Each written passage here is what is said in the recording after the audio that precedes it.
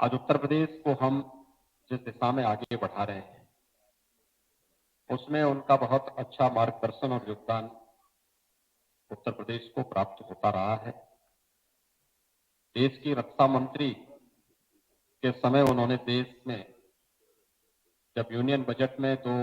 Defence corridor स्वीकृत हुए थे, तो उत्तर प्रदेश को एक डिफेंस कॉरिडोर दिया था।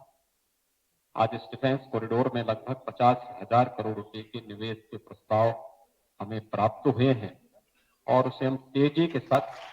प्रदेश के अंदर अब क्रियान्वित कर रहे हैं, जिनमें से अलीगढ़ नोड में लगभग 12,000 करोड़ रुपए के प्रस्तावों का शुभारंभ प्रधानमंत्री जी ने अभी हाल ही में सितंबर माह में किया है और 19 नवंबर को झांसी में जो दूसरा नोड है डिफेंस कॉरिडोर का, इसमें भी एक महत्वपूर्ण भारत डायनेमिक्स लिमिटेड के एक यूनिट के कार्य का शिलान्यास भी प्रधानमंत्री जी के कर कमलों से वहां पर संपन्न हुआ है। उत्तर प्रदेश इस दिशा में तेजी के साथ आगे बढ़ रहा है। हम सब जानते हैं पिछले दिनों माननीय वित्त मंत्री जी का आगमन उत्तर प्रदेश में हुआ था और उस समय उत्तर प्रदेश में इंफ्रास्ट्रक्चर के लिए जो कार्य हुआ है विगत 4.5 वर्षों के दौरान, इसमें उत्तर प्रदेश के जो 2 महत्वपूर्ण क्षेत्र थे जो आजादी के बाद आर्थिक विकास की दौड़ में पिछड़ गए थे, इसमें एक पूर्वी अंचल है और एक बुंदेलखंड क्षेत्र। इन दोनों क्षेत्रों को प्रदेश सरकार एक एक्सप्रेस वे के साथ एक बेहतर कनेक्टिविटी दे रही है, जिससे ये क्षेत्र इन क्षेत्रों के विकास की बैकबोन बन सके और जिससे पूर्वांचल एक्सप्रेस वे का उद्घाटन आदरणीय प्रधानमंत्री जी के कर कमलों से संपन्न हो चुका है। बुंदेलखंड एक्सप्रेस वे में कार्य युद्ध स्तर पर चल रहा है, लेकिन माननीय वित्त मंत्री जी का जब पिछली बार आगमन हुआ था उस समय उन्होंने गंगा एक्सप्रेसवे, जो संभवतः देश का सबसे बड़ा एक्सप्रेसवे बनने जा रहा है, जिसमें 86% लैंड हम लोग क्रय कर चुके हैं और अगले माह प्रधानमंत्री जी से उसके शिलान्यास की कार्रवाई भी संपन्न होगी। इस गंगा एक्सप्रेसवे में लोग रुचि ले सकें, उस समय देश के किसी एक बड़े प्रोजेक्ट के लिए सिक्योरिटाइजेशन की प्रक्रिया को आगे बढ़ाने की दिशा में जो एक कार्रवाई प्रारंभ हुई थी, यही उत्तर लखनऊ में माननीय वित्त मंत्री जी की उपस्थिति में पंजाब नेशनल बैंक के साथ उत्तर प्रदेश के यूपीडा की संस्था ने इस कार्यक्रम को आगे बढ़ाया था। उत्तर प्रदेश के विकास के लिए आपके सकारात्मक योगदान के लिए मैं हृदय से आभार व्यक्त करते हुए आपका इस अवसर पर स्वागत करता हूं, अभिनंदन करता हूं। मित्रों, मुझे प्रसन्नता है कि उत्तर प्रदेश में आयकर विभाग को अपना ये नया भवन बना है, जो सभी उन मानकों को पूरा करता है जो एक ग्रीन बिल्डिंग के लिए बहुत महत्वपूर्ण होता है। यद्यपि उत्तर प्रदेश में जल संसाधन की कमी नहीं, लेकिन मुझे अच्छा लगा जब यहाँ पर ग्रीन बिल्डिंग के उन सभी मानकों को पूरा करते हुए रेन वाटर हार्वेस्टिंग की भी विशेष व्यवस्था इस भवन में की गई है। यह भी मैंने सुना, ये मैंने यहाँ पर प्रत्यक्ष अनुभव किया है। भवन का जो आर्किटेक्ट होता है उस भवन की आत्मा होती है और वह वहां पर कार्य का एक सकारात्मक माहौल भी देता है। मैंने पिछले 4.5 वर्षों के अंदर उत्तर प्रदेश के अंदर बहुत चीजें देखी हैं, अनुभव की है और उस बात को मैं कह सकता हूं कि इस वास्तु का तो प्रभाव पड़ेगा ही, लेकिन जिस प्रकार का एक सकारात्मक माहौल हम अपने आसपास के वातावरण में देंगे, उसका भी बेहतर लाभ हम लोगों को अपने दैनिक कार्यों के प्रति प्राप्त होता है। आप आयकर विभाग से जुड़े हैं और मुझे लगता है कि उत्तर प्रदेश में यानी देश के अंदर रेवेन्यू का सबसे बड़ा माध्यम है आयकर, लेकिन हम लोग प्रदेश में जीएसटी के साथ इसको जोड़ करके कभी कभी देखते हैं। उत्तर प्रदेश ने विगत 4-4.5 वर्ष के अंदर कोरोना कालखंड को भी हम उसको जोड़ लें तो अपने रेवेन्यू को लगभग दुगने से अधिक किया है। और इसको करने के लिए इन्फोर्समेंट की कार्रवाई हमारी कम, बल्कि हम लोगों ने संवाद का सहारा ज्यादा दिया, अवेयरनेस का, जागरूकता का, और हर एक स्तर पर हमने टारगेट फिक्स किए सभी के लिए।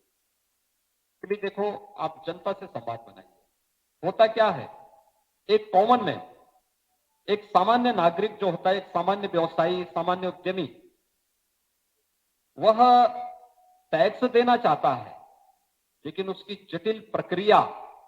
और उसके साथ उलझी हुई इंस्पेक्टर राज की प्रक्रिया से इतना भयभीत होता है कि वह वहां जाना नहीं चाहता। और मुझे लगता है कि उसके सरलीकरण की दिशा में जो भारत सरकार ने प्रयास किए हैं वो अभिनंदनीय है। लेकिन इस संवाद की प्रक्रिया को और बेहतर अगर हम बना ले, लोगों में अधिक से अधिक अवेयरनेस की स्थिति पैदा करना, क्योंकि इससे पहले लोग ये करते थे कि नहीं, हम बुलाएंगे अपने पास। हमने कहा नहीं, आप बुलाइए मत, आप स्वयं उनके पास चले जाइए,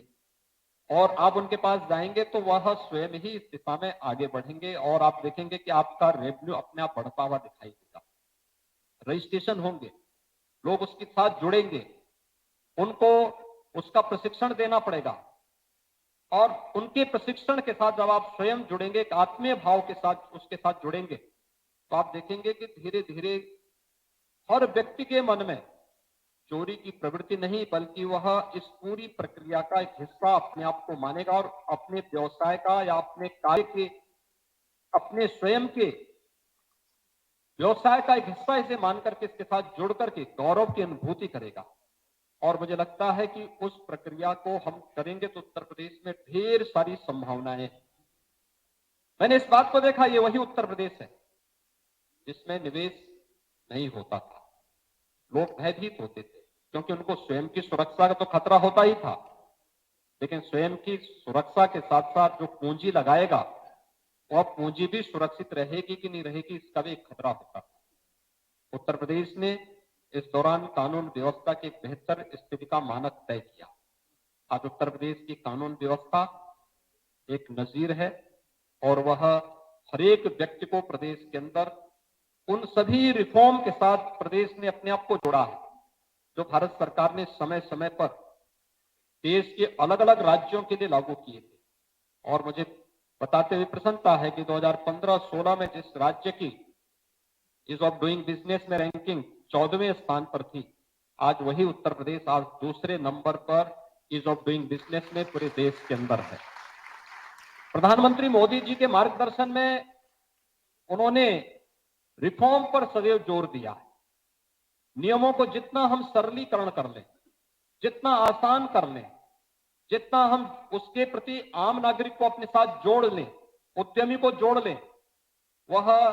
उतना ही आपके नजदीक आता हुआ दिखाई देगा, आपकी इस प्रक्रिया का हिस्सा बनता हुआ दिखाई देगा। और आज अगर उत्तर प्रदेश ने अपने यहां प्रति व्यक्ति इनकम को बढ़ाने, उत्तर प्रदेश के जीडीपी को बढ़ाने, या फिर उत्तर प्रदेश के अंदर अपनी ईज ऑफ डूइंग को और बेहतर कर, डूइंग बिजनेस को और बेहतर करने में, अपनी रैंकिंग को सुधारने में जहां सफलता प्राप्त की, वहीं प्रदेश में निवेश की संभावनाओं ने और तेजी से आगे अपने यहां पर पांव फैलाए।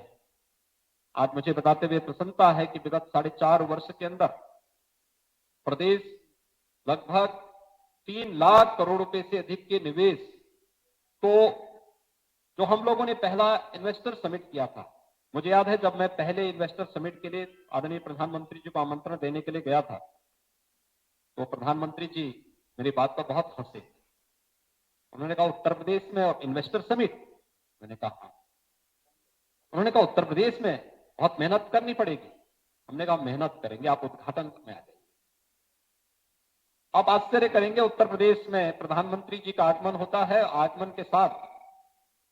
उत्तर प्रदेश को उस समय प्रस्ताव कुल मिले थे 4,68,000 करोड़ रुपए के निवेश के प्रस्ताव प्राप्त हुए थे, और हम लोगों ने यहां पर तकनीक को अपना करके इस प्रक्रिया को इतनी तेजी के साथ लागू किया कि 3 लाख करोड़ रुपए से अधिक के प्रस्ताव आज जमीनी धरातल पर उतरे हैं, जिनमें से बहुत सारे यूनिट ने प्रोडक्शन प्रारंभ कर दिया है। बहुत सारे यूनिट इस समय जिन पर कार्य चल रहा है और तेजी के साथ उस प्रक्रिया को हम आगे बढ़ा रहे हैं। यहां तक कि कोरोना कालखंड में भी आपने इस बात को अनुभव किया होगा कि पूरी दुनिया इससे त्रस्त थी, पस्त थी, लेकिन हमारी एक पूरी टीम लगी थी कि हम प्रदेश में निवेश को कैसे बढ़ा सकते हैं, क्योंकि प्रधानमंत्री जी ने जीवन और जीविका को बचाने की बात कही थी कि दोनों जब एक साथ चलेंगे। लॉकडाउन के दौरान जो पहले 2020 में लगभग 2 महीने तक प्रदेश के अंदर बंदी की स्थिति थी, इसके बाद हमने धीरे धीरे करके लॉकडाउन को जैसे खोलना प्रारंभ किया, भारत सरकार की गाइडलाइन का पालन किया। सेकेंड वेव में हम लोगों ने कोई कार्यालय बंद नहीं किए, कोई उद्योग बंद नहीं किया, कोई भी हमारी व्यवस्था कहीं भी बंद नहीं हो पाई। हम लोगों ने हर एक स्तर पर कोविड हेल्प डेस्क बनाए थे, कोविड केयर सेंटर भी बनाए थे, टेस्टिंग की सुविधा हर एक जगह दी और कोरोना प्रबंधन में उत्तर प्रदेश की स्थिति को पूरे देश ने भी स्वीकार किया है। लेकिन हमारी सभी गतिविधियां भी उस दौरान चलती रही और कोरोना कालखंड में हम लोगों ने लगभग 1.25 वर्ष के अंदर 66,000 करोड़ रुपए के अधिक के प्रस्ताव को भी हम अतिरिक्त प्रदेश में लाने में हमें सफलता प्राप्त हुई, जिसमें देश की पहली डिस्प्ले यूनिट भी उत्तर प्रदेश के अंदर न केवल स्थापित हुई बल्कि इसमें प्रोडक्शन भी प्रारंभ हो चुका है। और मेरा आज जब यहां पर हम लोग इस आयकर भवन के उद्घाटन कार्यक्रम के साथ जुड़ रहे हैं, एक बेहतर वातावरण यहां पर प्राकृतिक से भी है और इसके निर्माण के साथ भी उस प्रकार के वास्तु के साथ उसको जोड़ने का कार्य किया गया है। मुझे लगता है कि हमें उन लोगों के साथ बेहतर संवाद को आगे बढ़ाकर के इस प्रक्रिया को अगर हम आगे बढ़ा पाएंगे तो कई गुना जो रेवेन्यू देश की बढ़ सकती है उसको बढ़ाने में और भी मदद मिल सकती है। राज्य सरकार का जो सकारात्मक सहयोग सदैव रहा है वह पूरा सकारात्मक सहयोग राज्य सरकार भरपूर रूप से आप सबको प्रदान करती रहेगी। एक बार फिर से मैं माननीय वित्त मंत्री जी का, माननीय वित्त राज्य मंत्री जी का, आगंतुक सभी अतिथियों का हृदय से स्वागत और उत्तर प्रदेश को इतना भव्य भवन प्रदान करने के लिए जो सभी मानकों को पूरा करता है, इसके लिए हृदय से धन्यवाद देते हुए अपनी वाणी को विराम देता हूं। धन्यवाद। जय हिंद।